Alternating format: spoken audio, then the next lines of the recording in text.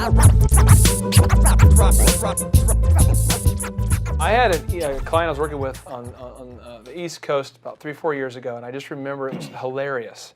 But there was a front desk lady who was terrible at her job, and her boss hated her, and then the manager did a terrible job, and the boss hated the manager. So the boss doesn't like either one of them. The manager thinks that she's doing great with the boss, but doesn't like the front desk person. It's this weird thing. I remember how you said elephants in the room, every staff meeting. So it'd be, hey, how was your weekend? Good, good, good. So, front desk lady, this week I want to let you know you're doing a good job. You're improving in some areas, and you could see they were trying to say positive things. And so we're just excited about this week. And then the front desk person's like, yeah, I do appreciate that. And then the boss would start to come down on her like, hey, so in all honesty, is it possible for you to string together even one day of being on time? And then she would say, I thought you were good. And he's like, well, we could talk about it privately. And then it would just constantly be this constant tension, and nothing could ever get discussed because he was so mad about her not being on time. He kind of quit pouring in time and energy into it. Yep. This happens all the time. Now, on point 15, manage people as individuals, not as objects. What are you talking about, Mr. Tim Redmond? Okay, so every human being has got their own nervous system, their own emotions, their own process. You're going to become wealthy in your business. Your business is going to grow not just through ideas and not just through strategies. Your business is going to primarily grow through individuals that are cooperating with you, that are passionately, contagiously passionate about what you're passionate about. They're gonna create this 1 + 1 = 11 kind of a mastermind, as Napoleon Hill talks about, where you really begin to flow together. This whole idea here that as you begin to look at people just on their production, just as you begin to speak to them as objects, you begin to speak to them like they're not human beings, they're going to create resistance, and that resistance will always show up as revenge. And I think that's it. I mean, I can't help but to quote other maxims as I explain this here, but you're going to drive productivity down unless you see each person that you're working with. Like this cameraman, right, holding this camera here, is an individual. Hey, you!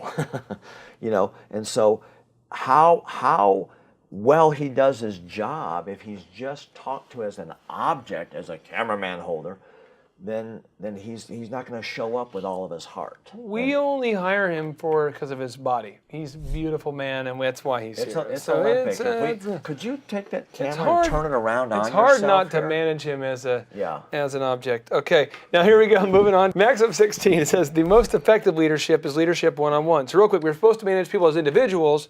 Now we're saying we need to meet with them one-on-one. Again, the most effective leadership is one-on-one. Okay, so you're managing processes and making sure there's a uniformity, there's performance standards. Leadership is taking what's in your heart and you're contagiously wanting to reproduce that in the heart of another person. A leader, you can talk to 1,000 people, and I've talked to groups of 10,000 people at one time before, different places I've spoken.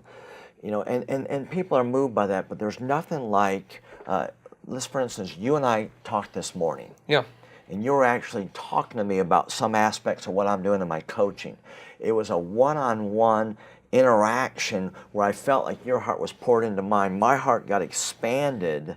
I feel like I connected with you, you connected with me, and it pushed me forward much more effectively. And as an example of this, when I had my first speaking event where I was at the event with you, I got introduced late. I went my full time.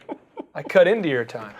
This guy was a little bit upset because you want to straight talk. As a speaker, you don't cut into their speaker's time, and it's my thing as a speaker is I'm not going to let somebody else cut into my time. So it's kind of that whole deal. So anyway, and I feel like there was a little bit of hostility because we're both pretty much alphas. And long story short, that we met up at a party. We talked a little one-on-one, and I think we, but then we met for lunch. You invited me for lunch. You extended, hey, let's meet for lunch. See what we're all about. And there's something that happens in the heart when you look at each other in the eyes, and there's that closeness there.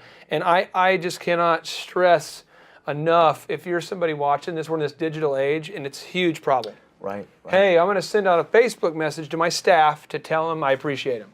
Hey, guys, could you just group, can we all be on the same Twitter group, or can we all be on the same LinkedIn group, or can we send out a chain email, or can I just text you all? And you cannot build a relationship with that. You can communicate stuff like do this, do that, I'll see you here, see you there, but you cannot build a relationship via email.